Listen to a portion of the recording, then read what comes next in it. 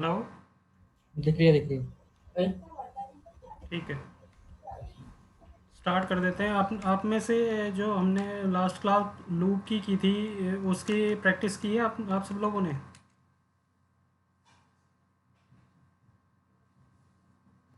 Hello. हाँ करा था, ट्राई किया था भाई। ट्राई किया था तो जो मैंने क्वेश्चंस दिए थे उनको क्वेश्चंस को आपने सॉल्व किया? क्या बोला तुमने? एक तो है पिरामिड नहीं बना था है। वो बात कर रहा ओके, पिरामिड नहीं बना आपसे, बाकी क्वेश्चन बाकी सॉल्व हो गए थे, बाकी हो गए थे जो कर दिए थे। है। हाँ बाकी हो गया था, पिरामिड वाला नहीं हो पाया था। इसमें वन वन फिर वन टू फिर वन टू थ्री करना था। ओके ओके ओके, पिरामिड वाला नहीं हुआ था, ठीक है। तो अभी देख लेते हैं जो क्वेश्चंस हमने दिए थे, वन बाय वन देख लेते हैं उन्हें किस तरीके से हम कर तो आ सकते गया हैं। ना। ठीक है, ठीक है। तो मैं म्यूट कर देता हूँ आप लोगों को। सबसे पहला एक क्वेश्चन था जिसमें मैंने कहा था कि आपको लिखना है वन, ठीक है, फिर एक ब्लैंक सेल, फिर टू, फिर एक blank cell, three, blank, four, five, six, seven, eight, nine, then ten, इस तरीके से। ठीक है ना? तो ये मैंने दिया था। तो अब ये इसको देखते हैं, इसको किस तरीके से हम लिख सकते हैं। लूप्स में आते हैं फिर से, और लूप्स का हमारा सेकंड सेशन हम शुरू करते हैं। एक मॉड्यूल इंसर्ट कर लेते हैं, ठीक है, और एक सब रूटीन बना लेते हैं, लूप टू, ठीक है।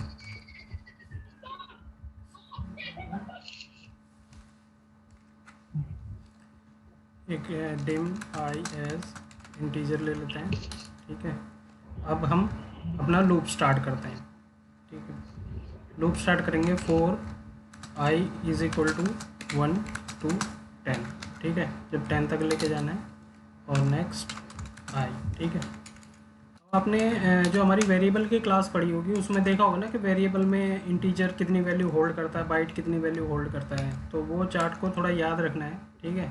अभी मैंने आई इंटीजर लिया है, आई वन से लेके टेन तक मैं चला रहा हूँ, तो मैं इंटीजर की जगह यहाँ बाइट भी ले सकता हूँ, क्योंकि बाइट में आपको पता है कि 256 तक वैल्यू स्टोर करता है वो। तो मैं बाइट भी ले सकता हूँ। बट कई बार ऐसा होता है कि प्रोग्राम में, हाँ, अभी तो हम 10 तक ही लूप चला रहे हैं, अभी बाइट लेने में कोई प्रॉब्लम नहीं है, पर आपको पता ही है कि इसमें जो लिमिट है वो 10 लाख तक की, यानी हो सकता है कि लूप लूप आपका 256 से आगे भी जाए, और नॉर्मली एक्सेल में इतना डेटा तो स्टोर करते ही हैं जब हम प्रोफेशनली काम करते हैं। तो उस टाइम पे इंटीजर ही मैं लेके चल रहा हूँ, ठीक है। बाइट आपको वहीं यूज़ करना है जहाँ पे आपको कॉन्फिडेंट हो कि वैल्यू इससे ज़्यादा नहीं आएगी, तभी आपको बाइट यूज़ करना है। पॉइंट पे आते हैं। और i is equal to one to ten हमने ले लिया, और हम कह देते हैं कि सबसे पहले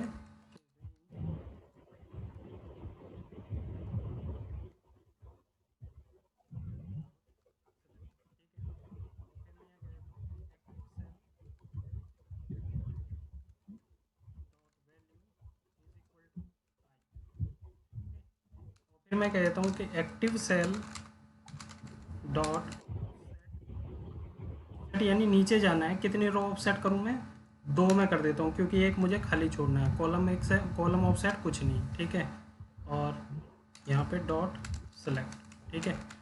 अब हम इसको चलाते हैं,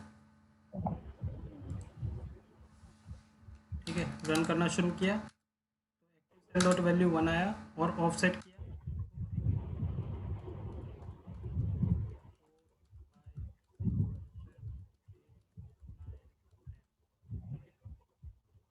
इस तरीके से जो हमारा सबसे पहला लूप था, हम इस तरीके से हम कर सकते हैं, जो हमारे पहले जो क्वेश्चन मैंने दिया था, ठीक है। इसको करने का एक और तरीका भी है, ठीक है। एक नई चीज़ इसमें ये लूप में बताने जा रहा हूँ, कि जब आप लूप चला रहे हो तो लूप में अभी आपको पता है कि नेक्स्ट वन से टेन तक चल रहा है ये, और नेक्स्ट आई पे क्या होता है कि वो आई में एक वैल्यू इंक्रीज़ कर देता है, ठीक है। तो मैं चाहता हूँ कि ये मतलब एक वैल्यू ना इंक्रीज़ करे, दो वैल्यू इंक्रीज़ करे, ठीक है। तो दो वैल्यू इंक्रीज़ किस तरीके से हम कर सकते हैं?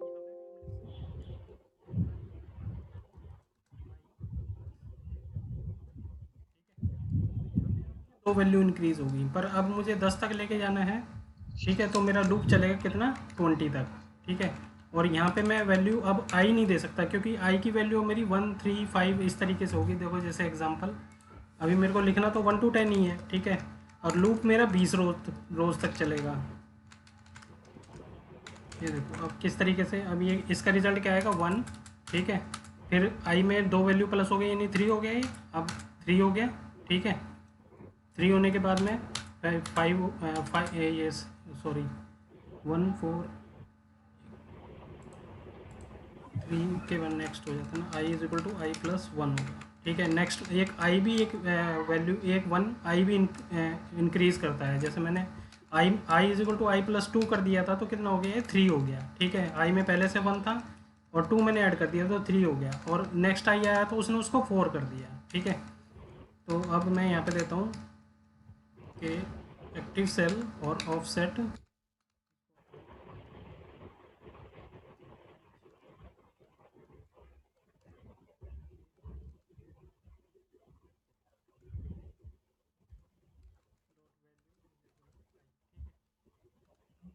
इसमें इसमें प्रॉब्लम क्या होगी, इसमें प्रॉब्लम मेरी जो 1 to 10 काउंटिंग है वो नहीं आ पाएगी, ठीक है। लूप उसी तरीके से चलेगा, ये देखो, ठीक है।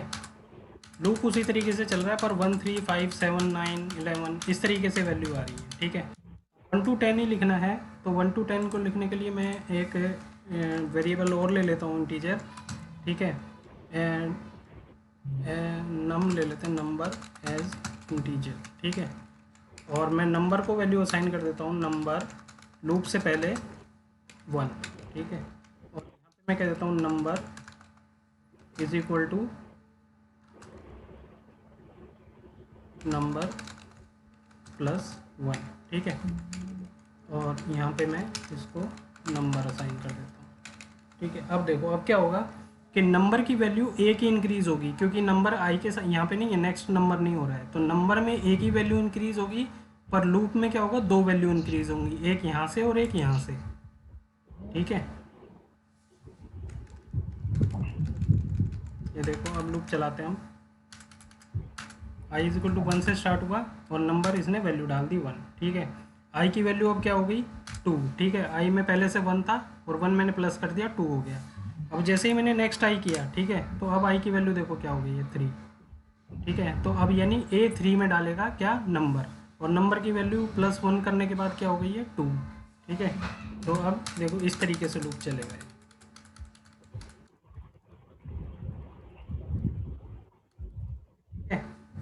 क्लियर हुआ कि किस तरीके से हम वेरिएबल्स को लूप में हम यूज़ करेंगे, ठीक है। इसमें एक चीज़ और हम लूप में लेते हैं, मतलब ये सेम चीज़ है, मैं डिफरेंट तरीके से बता रहा हूँ कि किस तरीके से हम कर सकते हैं, कितने टाइप के तरीके से हम इसे कर सकते हैं, ठीक है। इसमें मैं i is equal to i plus 1 मैं नहीं करता हूँ, ठीक है। इसको ऐसे ही रहने देते हैं और मैं यहाँ पे लिख देता हूँ आई 1 से लेकर 20 तक करो, पर स्टेप 1 की जगह 2 इंक्रीज़ करो, स्टेप 2 कह दिया मैंने इसे। तो अभी ये क्या करेगा कि 1 से स्टार्ट होगा, ठीक है, नंबर वैल्यू डालेगा, नंबर इंक्रीज़ करेगा। अब आई की वैल्यू पहले क्या 1 से 2 होनी चाहिए थी, ठीक है, पर जैसे मैं इसे रन करूँगा देखो आई की वैल्यू क्या हो गई 3, क्योंकि मैंने स्टेप 2 डाल दिया। अब वो 2 स्टेप आगे जाएगा, यानी जितना लूप चल रहा है उसमें से 2 स्टेप आगे बढ़ के तब लूप को चलाएगा और ये सेम रिजल्ट देगा।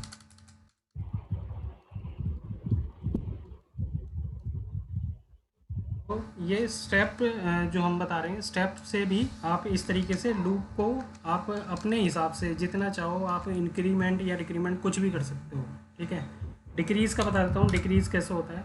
जैसे मेरे को 10 से लेके 1 तक अभी एक लूप 1 से लेके 10 तक चल रहा है, पर मुझे 10 से लेके 1 तक चलाना है ऐसे उल्टा लूप, ठीक है। 7 6 5 4 इस तरीके से उल्टा लूप चलाना है मुझे, ठीक है। तो उल्टा लूप चलाने के लिए हम क्या करेंगे कि इसकी वैल्यू हम कर देते हैं आई, ठीक है, और इसको हम हटा देते हैं और आई से स्टार्ट करते हैं, 10 से स्टार्ट करते हैं, 1 तक चलेगा, ठीक है, उल्टा लूप चलेगा और स्टेप में क्या होगा -1।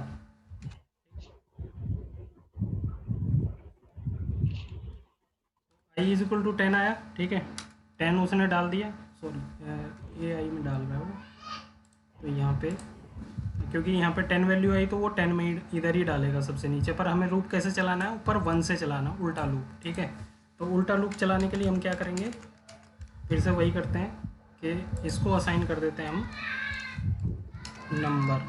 ठीक है,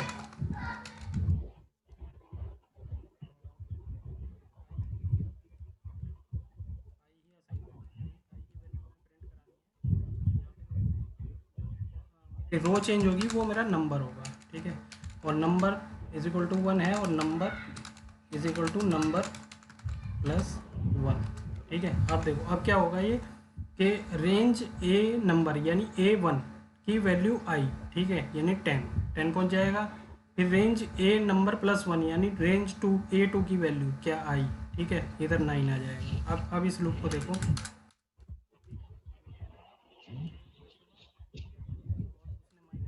यानी आई में स्टेप 1 माइनस हो गया, तो आई की वैल्यू अब क्या हो जाएगी 9। ठीक है, तो अब ये लूप जो हमारा उल्टा लूप है वो चलना शुरू हो गया। ठीक है, तो आपने देख लिया कि किस तरीके से हम लूप को हम उल्टा सीधा एक स्टेप आगे छोड़ के दो मतलब कि स्टेप बढ़ाना चाहें तो वो बढ़ा करके हम लूप को इस तरीके से भी चला सकते हैं। ओके, तो ये 2-3 तरीके से मैंने बता दिया आपको किस तरीके से हम जो हमारा पहला एग्जांपल जो था, जो पहला क्वेश्चन था, कि उसको किस तरीके से हम सॉल्व कर सकते हैं। ठीक है, तो प्रैक्टिस आपको करनी चाहिए थी, तो आप प्रैक्टिस करोगे तो ज़्यादा बेटर होगा। ठीक है, अब दूसरे एग्जांपल पे हम आते हैं। दूसरा एग्जांपल था हमारा कि एक वैल्यू ऐसे आनी चाहिए 1। ठीक है, फिर 1 या फिर 1। ठीक है, 1 1 1 इस तरीके से। ठीक है, एक स्टेयर्स टाइप की हमें बनानी है, तो वो कैसे होगा। तो सबसे पहले जो भी क्वेश्चन आए ना, जो भी क्वेश्चन कहीं से भी मिले, क्वेश्चन की बात नहीं है, जो भी आपके पास काम करने के लिए आए तो उस काम में आप देखो कि उसमें पैटर्न क्या फॉलो हो रहा है, उसका लॉजिक समझो। उसका लॉजिक आप समझोगे तो वो फिर आराम से आप जो है उसके लिए कोडिंग लिख पाओगे। जब तक लॉजिक नहीं समझ में आएगा तो कोडिंग लिखना बहुत मुश्किल होगा। तो सबसे पहले आपको लॉजिक ही समझना है। तो इसमें लॉजिक क्या है, लॉजिक है इसमें देखो 1 है। 1 कहाँ पर है, A1 पर। ठीक है, और दूसरा 1 कहाँ पर है, B2 पर। तीसरा 1 कहाँ पर है, C3 पर, और फिर D4, E5, F6। ठीक है, G7। इस तरीके से ये वैल्यू है। ठीक है, यानी क्या क्या हो रहा है कि एक रो इंक्रीज हो रही है, एक कॉलम इंक्रीज हो रहा है, एक रो एक कॉलम, एक रो एक कॉलम, एक रो एक कॉलम, एक रो एक कॉलम, इस तरीके से इंक्रीज हो रहे हैं। ठीक है, तो अब जब रोज़ और कॉलम पे हम लूप चलाते हैं, यानी कॉलम्स पे हमें लूप चलाना है और रोज़ पे भी लूप चलाना है, तो हम क्या यूज़ करते हैं उसके लिए,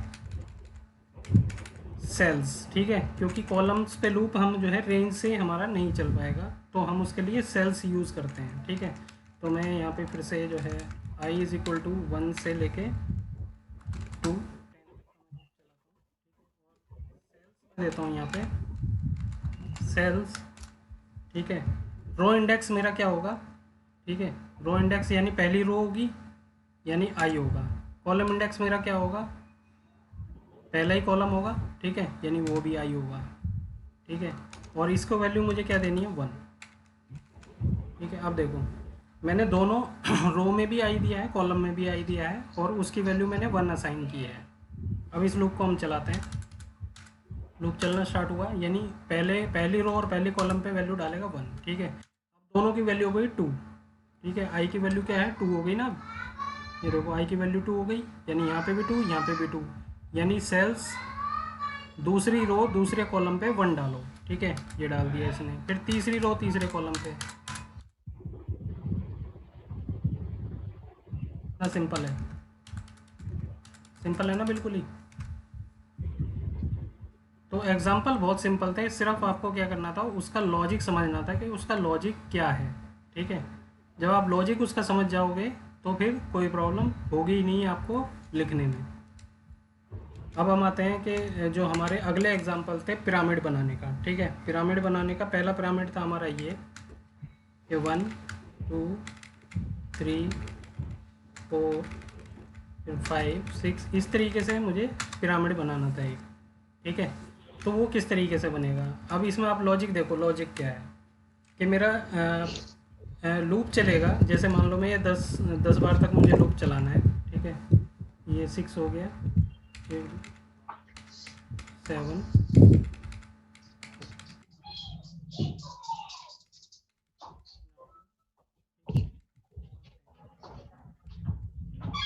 करके मुझे लूप चलाना है। अब इसमें लॉजिक आप समझो, लॉजिक क्या है कि देखो पहला लूप क्या चल रहा है कि 1 से लेके 10 तक लूप चल रहा है, ठीक है, वो 10 रो में चलाना है, ये क्लियर हो गया सबको।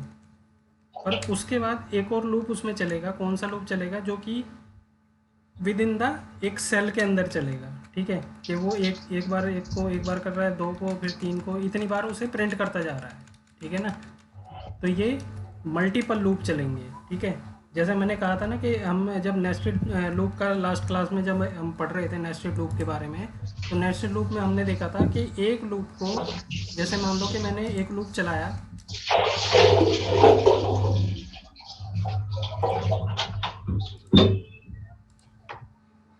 एक लूप मैंने चलाया 1 to 10, ठीक है, और 1 to 10 के अंदर ही, इसी लूप के अंदर ही मैं क्या कर रहा हूँ कि एक 1 to 10 और लूप चला रहा हूँ, ठीक है। तो क्या होगा कि पहला लूप चलेगा ये, ठीक है, फिर उसके बाद 10 बार ये वाला लूप चलेगा, फिर दूसरा वाला आएगा, फिर 10 बार चलेगा, फिर ये आएगा, फिर 10 बार चलेगा, ठीक है, फिर ये आएगा, ये 10 बार चलेगा, ऐसे। पर अब मुझे क्या करना है कि भाई मुझे कहाँ तक लूप चलाना है, जो पहला लूप मेरा चल रहा है वहीं तक ही मुझे लूप चलाना है। यानी मेरा पहला लूप अगर चला 1 से 1 तक, ठीक है, तो भी ये 1 से 1 तक चले, और मेरा पहला लूप अगर 2 बार चला है, यानी 1 to 2 चला है, ठीक है, तो भी फिर ये 1 to 2 चलना चाहिए। ये 3 हो जाता है तो ये भी 3 हो जाना चाहिए, ठीक है, ये 4 हो जाता है तो ये भी 4 हो जाना चाहिए। यही तो है, यही चल रहा है ना। देखो फर्स्ट से हुआ तो पहला लूप एक बार चला, तो अंदर वाला भी एक ही बार चलेगा। बाहर वाला 2 बार दूसरी बार आइट्रेशन कर रहा है तो मेरा अंदर वाला लूप 2 बार चलेगा। बाहर वाला लूप तीसरी बार आइट्रेशन कर रहा है तो अंदर वाला तीसरी बार चलेगा। यानी क्या हो रहा है कि ये वैल्यू जब मेरी चेंज हो रही है तो उसके साथ साथ मुझे ये वैल्यू भी चेंज करनी है, ठीक है। अब हम आते हैं अपने एग्जाम्पल पे कि किस तरीके से हम इसको करेंगे। इसको मैं कर देता हूँ डिलीट, वीबी एडिटर पे आते हैं, ठीक है।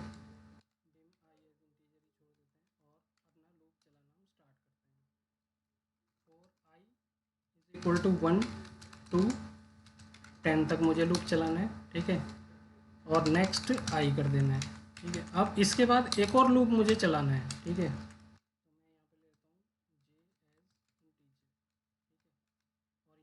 For j is equal to 1 to कहाँ तक चलाना है मुझे, आई तक, ठीक है। यही इसमें गेम है बस, और नेक्स्ट j, ठीक है। अब हो क्या रहा है देखो, अब हो क्या रहा है कि पहले वाला लूप जहाँ तक भी, जो भी लूप है मेरा, जो भी चल रहा है, यानी फर्स्ट आइट्रेशन है तो ये वाला लूप भी उसी तक ही चलेगा। ये सेकंड आइट्रेशन है तो ये वाला लूप भी वहीं तक चलेगा। ये थर्ड है तो ये भी इसी तरीके से। इसके लूप की जो लिमिट होगी, इनर लूप की जो लिमिट होगी, वो आउटर लूप के ऊपर डिफाइन होगी। जो आउटर लूप जो आइट्रेशन कर रहा होगा वही इसकी जो है लूप की लिमिट होगी, ठीक है। अब मुझे करना क्या है कि एक्टिव से रेंज, ठीक है, a and i dot value is equal to क्या करना है, क्या करना है 1, ठीक है। ये 1, खाली 1 से काम नहीं चलेगा, ठीक है। अभी देखते हैं, पहले एग्जांपल देख लेते हैं, ठीक है। ये पहला लूप चला, ठीक है, इसने 1 डाल दिया, दूसरे लूप में आया, दूसरे में 1 डाल दिया, तीसरे में, फिर ये 2 बार चला, उसी में 1 डाले जा रहा है उसके ऊपर, यानी ओवरराइट हो रही है वैल्यू, ठीक है। ये जितनी बार वैल्यू चल रही है, देखो अब ये जे जो है आई इज इक्वल टू 4 हो गया है, ठीक है। 4 बार लूप चलेगा जो इसी रेंज में, यानी A4 के अंदर ये 1 डालेगा, और 4 बार ही डालेगा, ये 4 बार ही डाल रहा है देखो, ठीक है। पर वो वैल्यू ओवरराइट हो रही है एक के बाद एक, मतलब इसमें जैसे मान लो मैं इसके ऊपर एक्सेल में हम आते हैं, एक्सेल में मैं इसके ऊपर 1 लिखूँ, ठीक है, तो फिर वही 1 रह जाएगा, फिर 1 लिखूँगा तो 1 रह जाएगा, फिर 1 लिखूँगा तो 1 रह जाएगा। वो तो वैल्यू चेंज होती ही रहेगी, यानी नंबर कोई मैं इसके ऊपर वैल्यू लिखूँगा तो वो तो ओवरराइट हो जाएगी वैल्यू।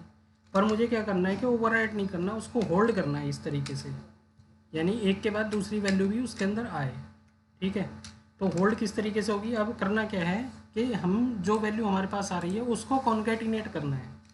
अब आपको मैंने बताया था कॉन्कैटिनेट करने के लिए क्या करते हैं, तो यानी रेंज ए आई में जो भी वैल्यू है, ठीक है, उसके साथ में 1 को कॉन्कैटिनेट कर दो, ठीक है। अब देखो अब क्या होता है, ठीक है, गया 1 आ गया। नेक्स्ट, अब जे जे वाला लूप कितनी बार चलेगा, 2 बार, यानी पहले बार में ए आई के अंदर कोई वैल्यू नहीं है, यानी A2 के अंदर कोई वैल्यू नहीं है, तो उस वैल्यू में कुछ नहीं, वैल्यू में 1 को ऐड कर देगा, हो गया ऐड। अब ए आई में क्या वैल्यू पड़ी हुई है, 1 पड़ा हुआ है, तो एक और 1 को ऐड करेगा, ये हो गया,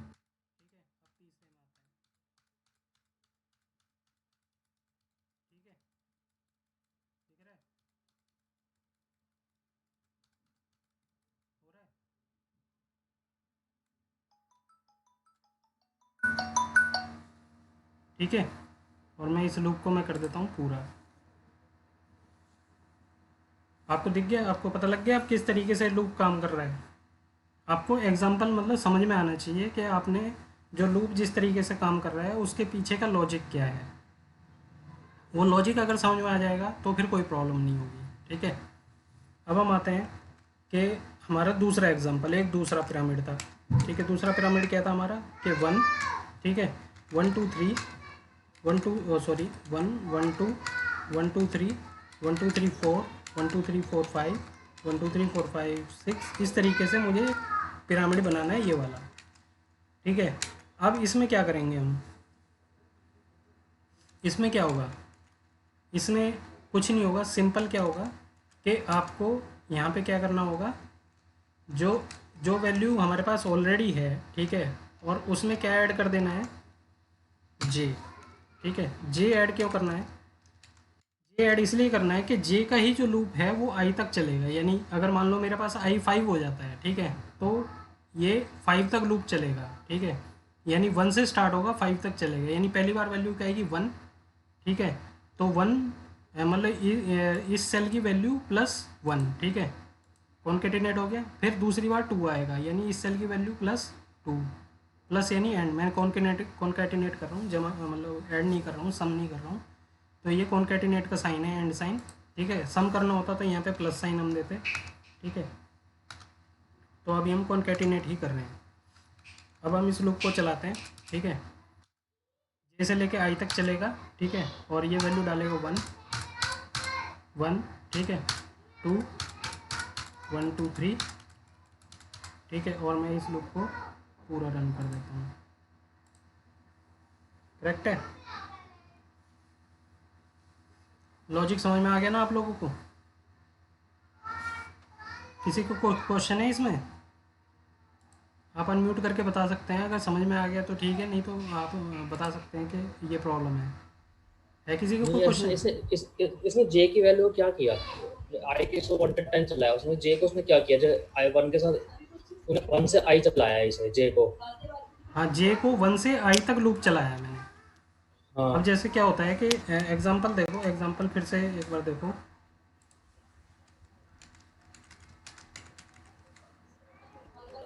स्टेप बाय स्टेप चलते हैं, ठीक है। देखो आई की वैल्यू अभी क्या है, अभी मेरा लूप स्टार्ट हुआ, आई की वैल्यू क्या है मेरी, 1 बोलो होगी, यार, 1 1 1 है, आई की वैल्यू 1 है, 1 तो जे का लूप हम्म 1 से स्टार्ट होगा और 1 तक जाएगा, ठीक है। 1, ठीक है, और हाँ ए 1 तक आई की जाएगा, वैल्यू में, यानी ए आई यानी A1 की वैल्यू में मेरे ए 1 ए के, आई की डॉट वैल्यू एंड जे डाल देगा, ठीक है, और जे की वैल्यू क्या ठीक होगी है, 1, ठीक है। अब ये हाँ, इसने ये वैल्यू डाल दी, ठीक है। अब नेक्स्ट आई पे गया, अब यानी आई कितनी आई कितना हो गया 2, आई अब ये 2 वाला आई लूप 2 हो कितनी बार गया, चलेगा, 2 बार चलेगा, ठीक है। 2 बार चलेगा, तो अब जे पहली बार जे की वैल्यू क्या आएगी 1, ठीक है, तो जे की वैल्यू 1 आ गई। अब जे की वैल्यू क्या होगी 2 होगी, ठीक है, यानी जो ऑलरेडी वैल्यू है उसमें जे को कॉन्केटिनेट कर देगा, अच्छा ठीक, अच्छा ठीक है, ठीक है, ठीक है, क्लियर हो ठीक गया। है, ठीक है, हाँ, और किसी को कोई डाउट है,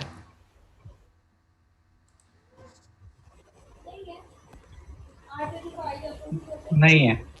ओके, समझ में आया है। हाँ समझ सर, में आ गया। समझ में आ गया ना? हाँ। ठीक है, आगे चलते हैं। आगे हमारा एक इसमें एक एग्जांपल था हमारा कि 1 2 3 4 5 6 7 8 9, सॉरी हाँ 7 8 9 10, ठीक है, फिर 11 12 13 14 15, ठीक है, यानी इस तरीके से लूप चलना है मेरा। ठीक है, तो अब क्या हो रहा है देखो, अब हो रहा है कि मुझे मेरा एक जो नंबर है वो नंबर इंक्रीज़ होता जा रहा है, पर लूप मेरा पहले एक जो है 10 बार रो तक मुझे चलना है लूप में, ठीक है, वो क्लियर है। दूसरा लूप मेरा जो चलेगा वो एक बार यहाँ प्रिंट करेगा, फिर 2 बार यहाँ, 3 बार यहाँ, 4 बार यहाँ, यानी इनर लूप मेरा आउटर लूप पे ही डिफाइन करेगा कि आउटर लूप मेरा कौन सी आइट्रेशन पे है, उतनी बार ही मुझे इनर लूप चलाना है। ठीक है, पर अब मुझे क्या करना है कि जो ये वैल्यू है वो ना तो आई की वैल्यू होगी ना जे की वैल्यू होगी, क्योंकि आई की वैल्यू मान लो पाँचवें आइट्रेशन पे है। ठीक है, तो पाँचवा आइट्रेशन मेरा यहाँ आ जाएगा, पर मेरी वैल्यू है 11। अब यहाँ तो कहीं पे तो है ही नहीं। जैसे मान लो फोर्थ आइट्रेशन लेते हैं, थोड़ा क्लियर होगा तुम्हें। फोर्थ आइट्रेशन आई का लेते हैं, ठीक है, तो आई आई इज इक्वल टू मान लेते हैं 4 है। ठीक है, आई की वैल्यू क्या है, 4 है, और जे की वैल्यू मेरी 1 to 4 चलेगी। ठीक है, और मेरा फोर्थ सेल मेरा ये है। तो अब ना तो यहाँ पे 7 है, ना 8 है, ना 9 है, ना 10 है, तो मैं आई और जे में से कोई वैल्यू नहीं ले सकता, कुछ भी वैल्यू नहीं ले सकता। ठीक है, तो अब वो वैल्यू कहाँ से आएगी, ये वाली वैल्यू कहाँ से आएगी? तो इस वाली वैल्यू के लिए हम सिंपल क्या करेंगे, एक नया वेरिएबल डिफाइन कर देंगे। ठीक है, तो वेरिएबल ऑलरेडी हमारे पास है, नंबर एक इंटीजर हमारे पास है। ठीक है, और मैं कह देता हूँ यहाँ पे कि ए आई की dot value is equal to number, मैं कह देता हूँ। ठीक है, और फिर यहाँ पे मैं कह देता हूँ कि number is equal to number plus 1। ठीक है, ये क्या हो रहा है, मेरा नंबर एक इंक्रीज ही तो हो रहा है। ठीक है, अब मेरा लूप सारा वैसा के वैसा ही है, बस मैंने नंबर को चेंज कर दिया है। यानी जो वैल्यू मैं पहले लूप से ले रहा था, अब लूप से ना ले करके एक बाहर के इंटीजर से ले रहा हूँ। ठीक है, और नंबर को सबसे पहले लूप से पहले नंबर इज इक्वल टू 1। ठीक है, अब लूप चलाते हैं। ठीक है, नंबर मेरा 1 है, क्लियर कर देते हैं पहले इसको।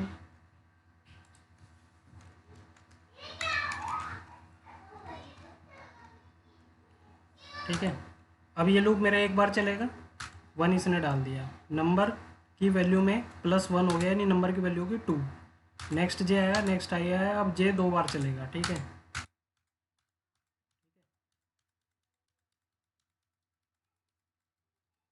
ओके, चल रहा है। ठीक है, इस तरीके से आप जो है 10 बार तक आपको लूप चलाना है तो 10 बार तक आप चला लो। ठीक है, तो इस तरीके से मतलब मेनली आपको लॉजिक समझना है कि लॉजिक क्या है, किस तरीके से मैं वेरिएबल्स को यूज़ कर रहा हूँ, किस तरीके से वेरिएबल को मैं मैनिपुलेट कर रहा हूँ, और किस तरीके से उन लूप में मैं यूज़ कर रहा हूँ। ठीक है, ये बेसिक चीज़ें हैं, अगर ये आप समझ जाएंगे तो लूप में प्रॉब्लम नहीं आएगी कोई भी। ठीक है, और लूप बहुत मेन पार्ट है। ठीक है, लूप्स के ऊपर ही मतलब वी बी ए लूप्स के बिना तो होगा ही नहीं। तो ये आपको लॉजिक समझने होंगे। ठीक है, आपको क्लियर है ना कि इसके बाद एक और सेशन है इसी के साथ ही, ये आपको पता है आप लोगों को? हाँ सर। ठीक है ना, तो अभी इसके बाद अगर ये लिंक ख़त्म हो जाएगा तो आप दूसरे लिंक से आप ज्वाइन कर लेना। ठीक है, अभी टॉपिक हम और आगे बढ़ाएंगे इसमें। लूप्स में अभी काफ़ी टॉपिक हैं हमारे पास में, और आज इफ एल्स को भी हम इसमें इंक्लूड करेंगे। ठीक है, ओके।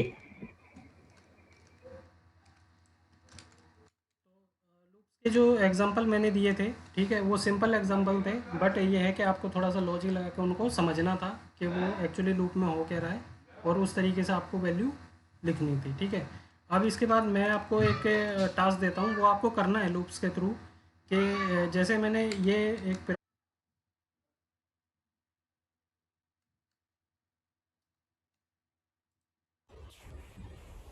आपको एक पिरामिड बनाना है। वो पिरामिड आपको कैसे बनाना है कि आपको पिरामिड सॉरी स्टेप्स बनाने हैं वो।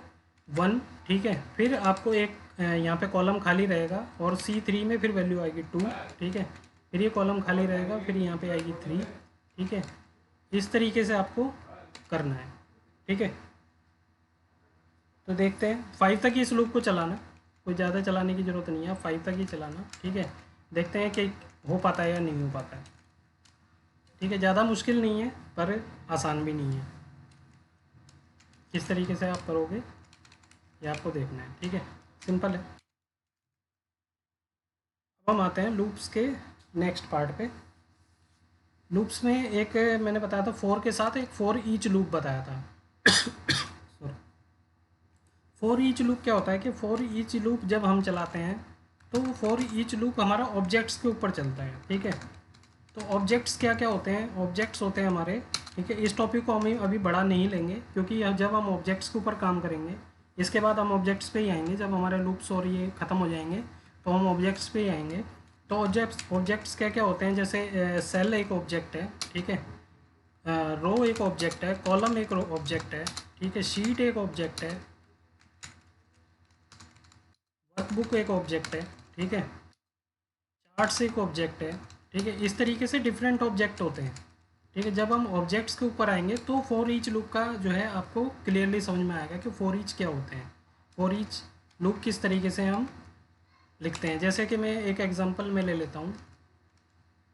फॉर ईच से पहले मैं एक चीज़ और ऐड करता हूँ इसमें, ठीक है। लूप्स में ही एक चीज़ और ऐड करते हैं कि जैसे मान लो कि आपके पास एक शीट है, ठीक है। डेटा आपके पास पड़ा हुआ है और डेटा आपका जो है या 15 या 12th रो तक भरा हुआ है, ठीक है। अब आपका जो लूप चलना है यानी आपको जो काउंटिंग डालनी है वो 13 से डालनी है, 13 के बाद में 1 2 3 4 5, ठीक है, ऐसे डालनी है। तो नॉर्मली जब आप प्रोफेशनल एनवायरनमेंट में काम करोगे तो ऐसा ही मिलेगा आपको कि भाई जब जहाँ पे मेरी रेंज ख़त्म हो गई है उस रेंज के बाद ही मुझे वैल्यू डालनी है, ठीक है। या उस रेंज के बाद ही मुझे ये डेटा मुझे अपेंड करना है और उतनी बार अपेंड करना है। यानी एक डेटा मेरे पास आया है कि 5 बार जितना डेटा डाला हुआ उससे नीचे डालो, उसके बाद इसको 5 बार डाल दो इस डेटा को, ठीक है।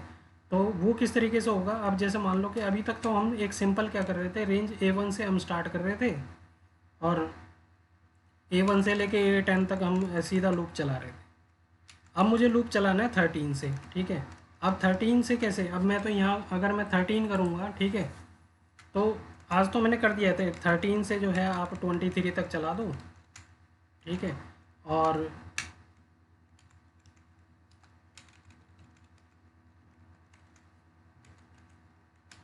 रेंज AI की वैल्यू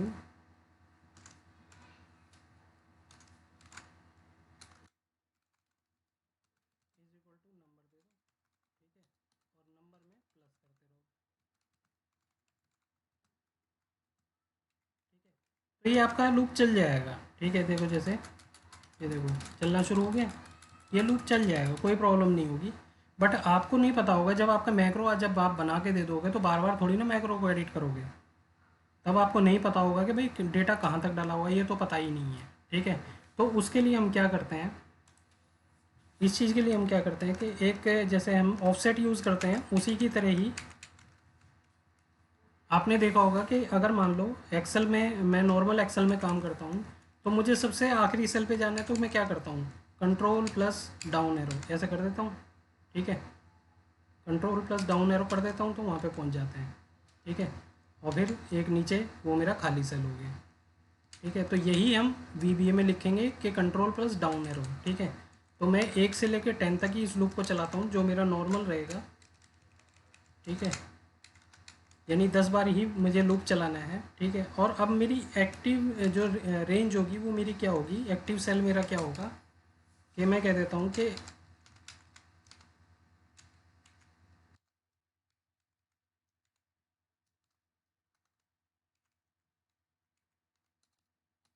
रेंज, ठीक है, A1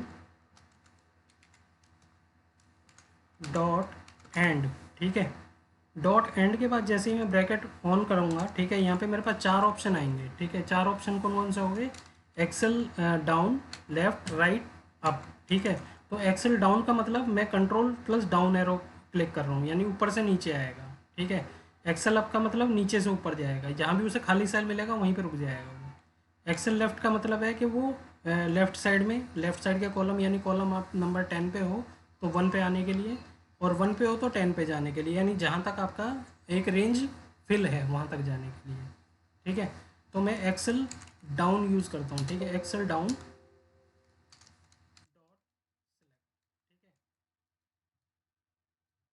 क्या कहता हूँ कि अब मेरा, जैसे ही मैंने देखो इसको मैं करूँगा तो ये क्या हो जाएगा, ये देखो यहाँ पहुँच गया नीचे। ठीक है। कर्सर मेरा कहाँ पहुँच गया, A12 पे। पर मुझे A12 पे ये वैल्यू नहीं लिखनी है, A12 से नीचे लिखनी है। ठीक है। तो इसके बाद ही मैं क्या लिखूँगा कि एक्टिव सेल ऑफसेट। ठीक है। अब एक रो नीचे जाओ और कॉलम नहीं चेंज करना मुझे, डॉट सेलेक्ट। ठीक है। तो अब ये दोनों मिलके क्या करेंगे, ठीक है, पहुंच गया और ये यहाँ पहुंच गया। ठीक है। अब आपकी सही जगह पे पहुंच गया अब आपका कर्सर। ठीक है। अब आप इसमें ये जो दो लाइनें मैंने लिखी हैं, दो लाइनों को ना लिख के आप एक लाइन में भी लिख सकते हो, एक्सेल डाउन डॉट ऑफसेट। ठीक है, 1,0 डॉट सेलेक्ट। ठीक है। जो पहले दो लाइनें लिखी हुई थी उन दो लाइनों को मिला करके हम एक में भी लिख सकते हैं, एक कमांड में भी लिख सकते हैं। ठीक है। आपका ये यही काम करेगा। अभी कर्सर मेरा वहीं है तो वहीं आएगा दोबारा से। ठीक है। क्योंकि मैंने क्या कहा है कि पहले A1 पे जाओ, A1 से एक्सेल डाउन करो, फिर एक सेल नीचे जाओ और उसे सेलेक्ट कर दो। ठीक है। अब मैं कहीं भी हूँ, चाहे यहाँ पे, चाहे मैं इस जगह पे हूँ, कहीं भी के कॉलम में मैं हूँ, तब भी मेरा जो है लूप, सॉरी, कोड है मेरा वही रिजल्ट देगा जो मैंने लिखा है। ठीक है। यानी वो A1 पे जाएगा, एक्सेल डाउन करेगा और मेरी रेंज पे आ जाएगा जहाँ मैं चाहता हूँ उसे। ठीक है। और इसके बाद फिर अपना लूप लिखना स्टार्ट कर देते हैं। लूप लिखना क्या स्टार्ट कर देते हैं कि active cell dot value is equal to i. फिर आई लिखने के बाद में एक्टिव सेल डॉट ऑफसेट भी करना पड़ेगा, क्योंकि नहीं तो फिर एक्टिव सेल तो मेरा हमेशा वहीं रहेगा। ठीक है, डॉट सेलेक्ट। ठीक है। अब चलाना शुरू करते हैं। अब मेरा लूप देखो चलना शुरू हो गया। ठीक है। तो मैं अभी सेशन को एंड कर रहा हूँ, आप दूसरे सेशन में ज्वाइन करो। ठीक है। और बाकी चीज़ें वहाँ पे करते हैं।